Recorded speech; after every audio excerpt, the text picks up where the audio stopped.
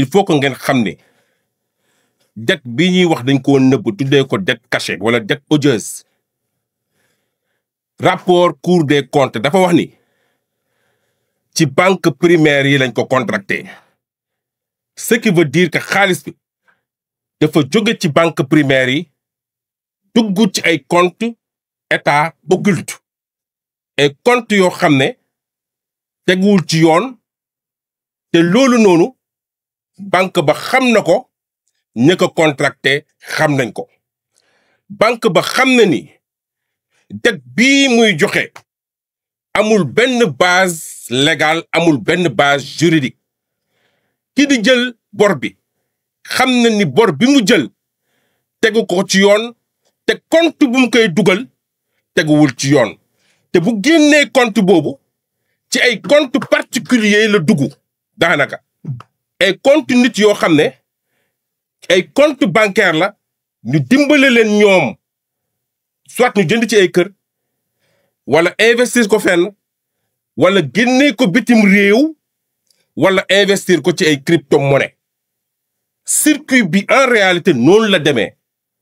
Donc booy joxoñ da nga joxoñ les criminels financiers, mais aussi da nga joxoñ seeni complices yi nga xam ne ñoo leen dimbale pour ñu contracter bor bi. Amana dañ koo jël tabaxee ko, noosee ko, séddoo ko, foyee ko, wala ñu jël ko génnee ko bitim réew dugal ko ci ay compte yoo xam ne danañ ko fa làkk ba bët du ko gis, wala boog ñu dugal ko fu gën a bon mooy daanaka crypto-monnaie yi nga xam ne bu fa xasee ba dugg pour jotaat ko dana métti. muy mel ni dañ ñëw complot, parce que banque primaire yi fi ne au lieu que ñu tegu sur des bases légales transparentes, dañoo préférer associer wala lëngoo ak ay criminels financiers au détriment du contribuable sénégalais bi nga xam ne moo ko war a fay. Donc bu ñuy joxoñ nañu joxoñ criminels financiers yi, mais aussi ñi nga xam ne seeni complice lañ ñu ngi interpeller banque centrale, ñu ngi interpeller UEMOA, ñu ngi interpeller Gafi, parce que en réalité dafa am corruption, dafa am blanchiment d'argent, dafa am détournement de fonds publics. te ki ko def ak complice bi mu àndal ñoom yëpp yoon war naa mën a tegu seen kaw. moo tax dama ne cette dette est certaine. Waaw, c'est une dette certaine parce que dañ koo contracté, mais sa validité, son exigibilité juridique pose problème. moo tax tey ñun ñi nga xam ne dañoo yàgg xeex ak yelleefu clients yi ci banque yi ñoo ngi door a comprendre pourquoi banques yi mënuñu respecter sénégalais yi, pourquoi banques yi mënuñu respecter suñuy entreprise. lépp c'est parce que ku la ëmbal sa sutura, ku la ëmbal sa sakkal ëmbal la sutura, ku lay aali bët gët moo lay wan fi ngay xool. moo tax jooyanti bi entreprise yi di jooyanti, clients yi di ko jooyanti chaque jour ci pratique bancaire yi. tey l'histoire nous a donné raison que ñun lañ fa am amuñu fi ay banque ay délinquants lañu am. amuñu fi ay autorités publiques, amuñu fi woon ay autorités publiques, mais ay criminels financiers lañu am yoo xam ne dañ doon def lépp pour luubal xaalisu Sénégal. Donc pour comprendre ce problème, il est tout à fait évident qu'il faudra d'abord maîtriser le circuit de cette dette. Parce que la Cour des comptes a fait des révélations fracassantes. La dette cachée ou sur la dette odieuse. Cette dette vient particulièrement des banques primaires, c'est-à-dire des banques de second rang que nous avons ici au niveau national. Ces banques, de connivence avec des criminels financiers, ont mis en péril ce pays.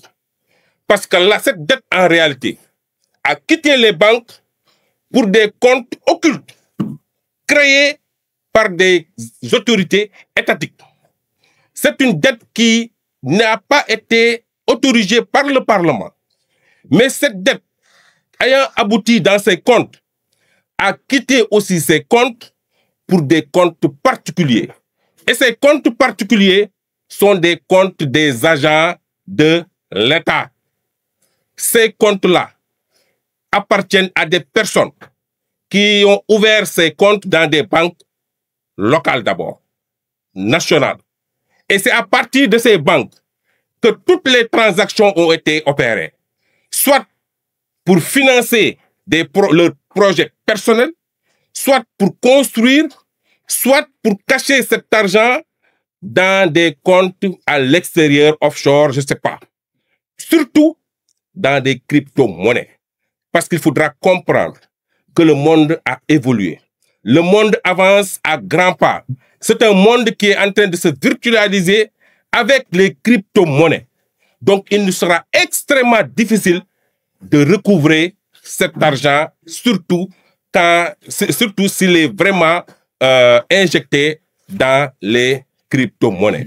Autant nous devons indexer les criminels financiers qui ont été à l'origine de ce fait, autant nous devons aussi incriminer les banques complices qui, en toute illégalité, ont été contractantes de cette dette odieuse. Cette dette est certaine, mais son exigibilité juridique pose réellement problème. C'est pourquoi nous nous sommes associés avec la GOT. Dans ce combat, nous sommes engagés dans ce combat pour alerter la Banque centrale, alerter l'UEMOA, alerter Gafi, parce qu'il s'agit de corruption, de blanchiment d'argent et de détournement de fonds publics.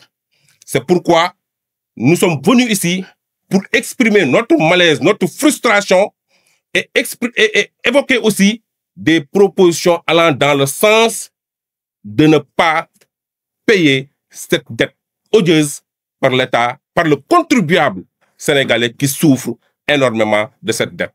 Je vous remercie. Merci beaucoup, Famara Ibrahim, pour